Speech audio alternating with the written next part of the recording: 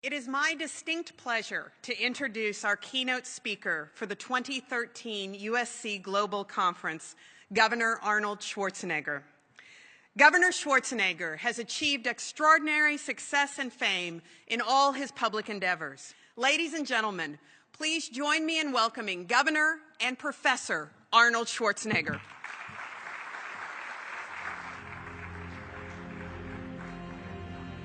Well, thank you very much, Beth, for the wonderful introduction. It's exactly the way I wrote it. Thank you. Now, I did an informal poll to just see what people wanted me to talk about here today. And the results were kind of interesting. They were kind of all over the place. Like 50% of the people wanted me to talk about when I was governor, about politics and policy. But 40% of them wanted me to talk about when I was a bodybuilding champion, or about me being in show business and doing all the action movies.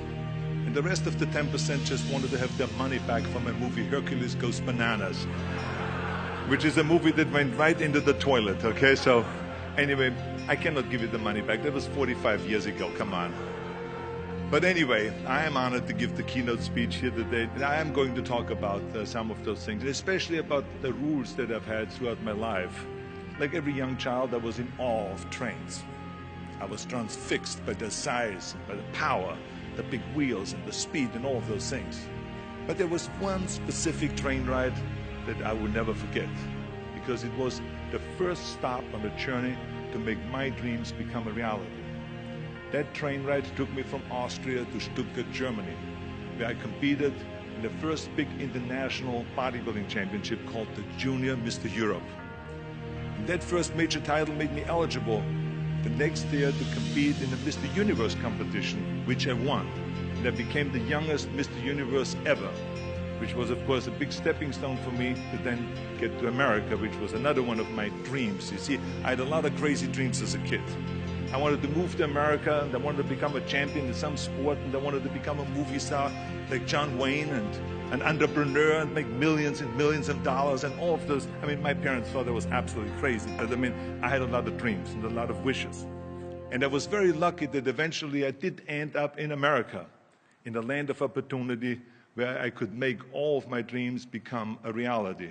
And this is why I felt it was so important for me to give something back, and to do something in the community, or for my state, or for my country.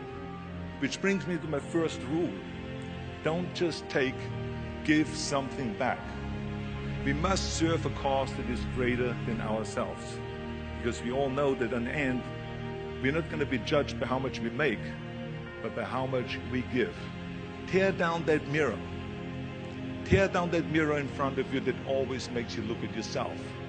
And you will be able to look beyond that mirror, and you will see the millions and millions of people that need your help. That's exactly how I felt. And this is why I got involved right away in giving something back.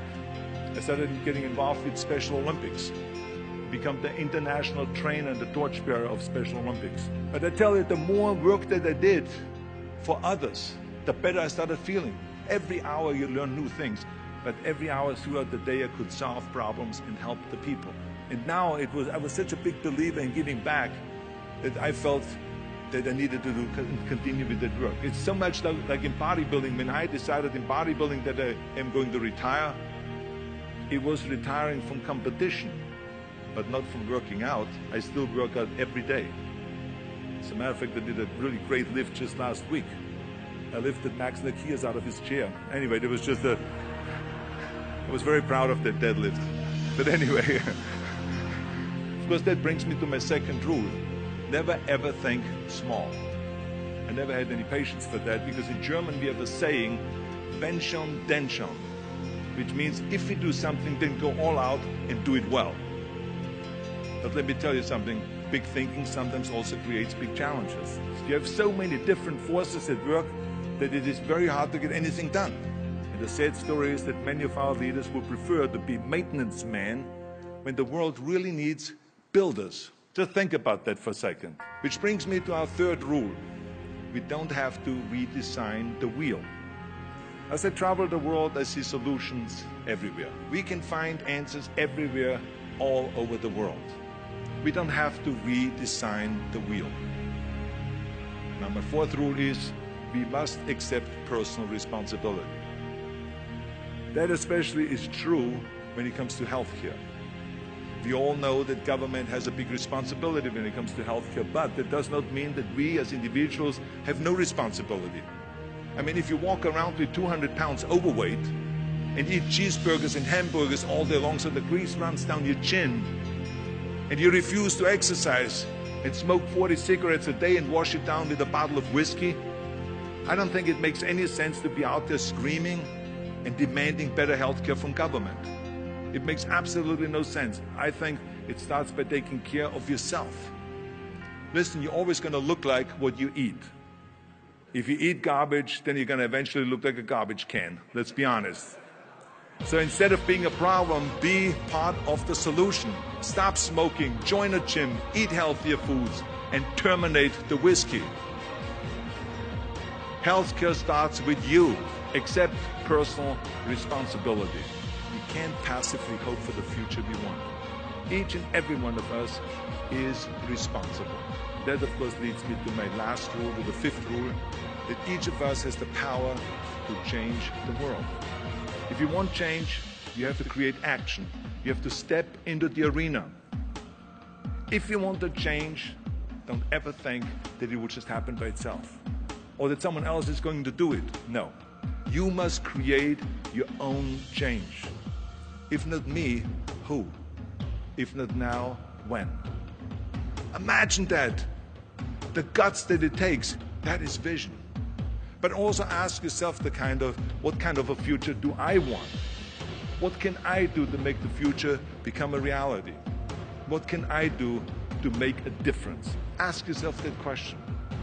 You see, I was very fortunate throughout my life that I had great heroes that inspired me.